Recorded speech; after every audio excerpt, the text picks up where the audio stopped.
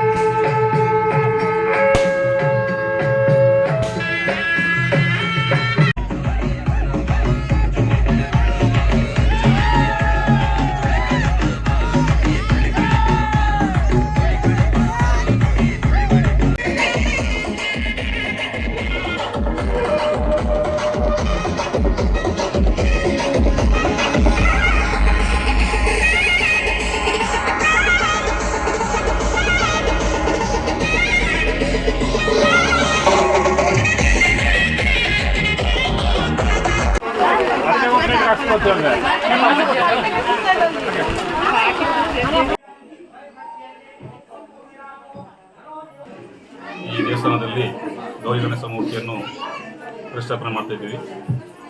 ನಮಗೆ ಈ ಪ್ರತಿಷ್ಠಾಪನೆ ಮಾಡಲು ಮೊದಲು ನಮ್ಮ ಚೆಮ್ಮೆಬೀಳೂರು, ದೇವಣಗೆರೆ, ಉಕ್ಕೂರು, ಬೆಳ್ಳರಮಾಡು ಹಾಗೂ ನಮ್ಮ ಕೊಟ್ಟೆಕೊಪ್ಪ ಗ್ರಾಮದಲ್ಲಿ ಭಕ್ತಾದಿಗಳು ನೀಡಿದಂತಹ ಹಣದಲ್ಲಿ